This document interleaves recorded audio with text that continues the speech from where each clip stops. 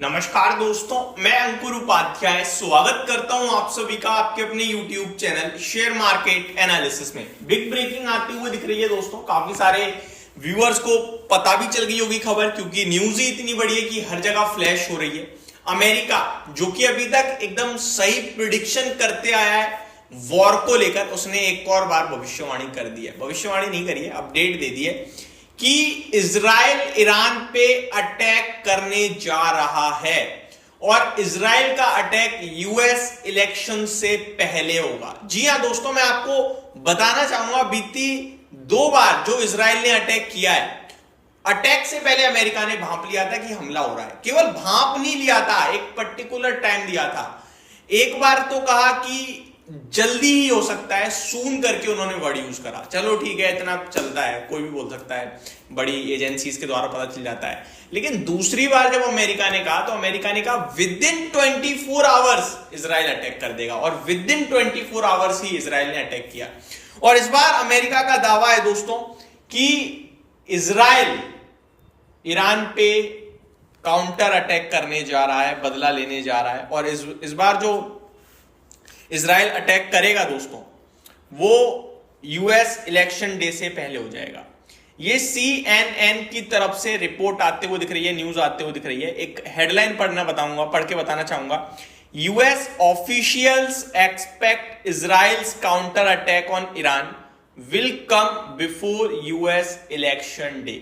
अब आपको नहीं पता है यूएस इलेक्शन डे कब है, तो मैं आपको बता दूं दोस्तों, November 5 और अभी आपका अक्टूबर 16 है, तो ज्यादा समय नहीं रह गया है। पहले ये लिखा कि उसी समय, तो हो सकता है अक्टूबर एंड होते होते ये हमला हो जाए। अब इससे 2 चीजें दोस्तों बड़े लेवल पे सामने आ रही हैं। पहली बात, इजराइल कह रहा था कि हम इस बार बड़ा डैमेज पहुंचाएंगे ईरान को, और उन्होंने कहा उनके न्यूक्लियर पे अटैक करेंगे या करेंगे भैया तेल के ठिकानों पे। इस पे अमेरिका ने टिप्पणी करी और अमेरिका ने कहा भाई तेल के ठिकानों पे मत करना, देश दुनिया सब हिल जाएगा महंगाई के चलते। तो इजराइल की तरफ से कमेंट होता है कि हाँ जी ठीक है, हम उनके ऑयल इंफ्रास्ट्रक्चर पे अटैक नहीं करेंगे। उसके बाद आप लोगों ने देखा जो कच्चा तेल $80 हिट कर रहा था, वो तुरंत शार्प करेक्शन दिखाता है और $73 के पास पहुंच गया है अब। यानी कि केवल एक कमेंट से इजराइल के कि कच्चे तेल के ठिकानों पे अटैक नहीं करेंगे, इतना बड़ा मूव आया। ऊपर से ऑलमोस्ट 10% कच्चे तेल में मूव आ गया दोस्तों। मामूली मूव नहीं है ये। इन केस इजराइल ने, पहले तो इजराइल ने तो यही कहा था कि भैया हम उनके तेल ठिकाने या फिर न्यूक्लियर पे अटैक करेंगे।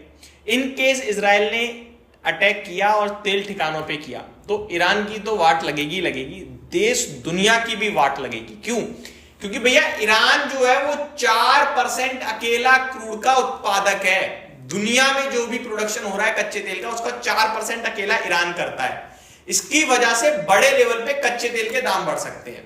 केवल इतना ही नहीं, जो रूट है ट्रांसपोर्ट का, वो रूट इजराइल से होकर निकलता है। अगर इजराइल ने वो रूट बंद कर दिया तो बहुत बड़ा मामला सामने आ जाएगा दोस्तों, बहुत बड़ा मामला। तो अब इजराइल का अटैक बाजार के लिए बड़ी टेंशन दोबारा बनेगा, मैं आपको बता सकता हूं। देखो, जब तक ये चल रहा था इजराइल हमास वगैरह ईरान, ये चलने दो, कोई दिक्कत नहीं थी। लेकिन इजराइल और ईरान का ये ठीक नहीं है। लास्ट टाइम जब इजराइल ने अटैक किया था तब भी थोड़ा सा बाजार टूटा, इस बार जब अटैक किया तब भी बाजार ने डिप दी, और अभी तक बाजार उठ के खड़ा नहीं हो पाया है।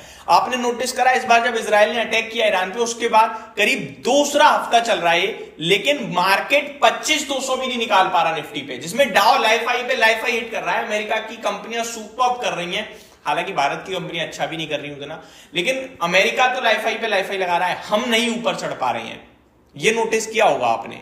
FIS की सेलिंग नहीं रुक रही है, ये नोटिस किया होगा आपने। कल भी ऐसा लग रहा था कि 25,200 निकाल देंगे, लेकिन नहीं निकाला, नीचे आके बंद हुए। आज वापस ऊपर जा रहे थे, सुबह फिर नीचे आ गए। आई थिंक बड़े इन्वेस्टर्स पूरी तरीके से सिचुएशन को रीड कर चुके हैं, एंड आई थिंक वो नेगेटिव हो रहे हैं मार्केट पे। मैं दोस्तों, कभी कभार क्या होता है कि हमारी और आपकी कन्वर्सेशन में ना मिसअंडरस्टैंडिंग बहुत होती है। एंजल वन के स्टॉक को लेकर मैं कमेंट पढ़ रहा हूं आजकल, बड़ी मिसअंडरस्टैंडिंग हो रही है कि भाई आप तो नेगेटिव थे, आप तो गिरने को बोल रहे थे जब स्टॉक नीचे था। भाई जब 3,000 पे था तो मैं कहता था 2400 पे लो, 2400 पे जब आया मैंने कहा लो, सेकंड एक्यूमुलेशन 2200 पे करना, थर्ड 1800 पे करना। और हर बार डिस्क्लेमर देता था निजी निवेश है। निजी निवेश का मतलब ही क्लियर कट है कि लॉन्ग टर्म के लिए मैं बुलिश हूं। अब आप शॉर्ट टर्म की बात कर रहे हो तो देखो 2000 तक गया था एंजल वन, आपने नहीं लिया क्योंकि आप उस समय कंफ्यूज थे कि और गिरेगा सोचकर। आप मेरी सिर्फ एक लाइन देखते थे कि शायद और गिर सकता है, लेकिन आपने ये कभी नोटिस नहीं किया कि मैं कह रहा था भैया एक्यूमुलेशन का भाव है, ये ऐड करो यहां पे, वो आपने नोटिस नहीं करा। तो ये सारी चीजें चलती रहती हैं, वो कोई इशू नहीं है। अभी भी मैं बोलूंगा मैंने वीडियो जो बनाई है नेगेटिव साउंड कर रही है नेगेटिव, मार्केट भी नेगेटिव है, लेकिन इसका ये मतलब नहीं है कि आप सारी पोर्टफोलियो खाली करके चले जाओ। लोग गलत तरीके से चीजों को ले लेते हैं, फिर आगे चलकर कमेंट करते हैं। भाई देखो, पैसा आपको बनाना है, पैसे को लेकर आपको डिसीजन लेना पड़ेगा। चीजें क्या डेवलप हो रही है वो मैं आपके साथ वीडियो में शेयर कर सकता हूं, तीसरा बंदा भी वही कर सकता है। अगर आप सोच रहे हो कि आपकी पोर्टफोलियो के कोई और मैनेज करे, वो भी ऐसे मतलब वन साइडेड कन्वर्सेशन से, नहीं हो सकता भाई। आप लाइफ में कभी पैसा नहीं बना पाओगे।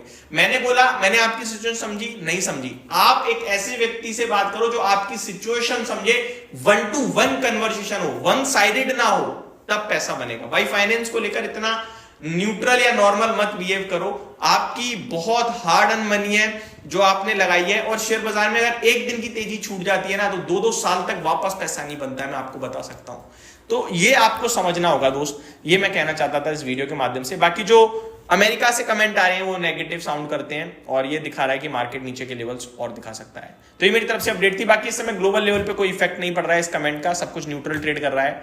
आई थिंक भारतीय बाजार पे भी कल इंपैक्ट नहीं होना चाहिए, बट अटैक होने वाला है। अटैक होगा तो टेंशन बढ़ेगी। Thank you so much for watching this video, have a great day guys.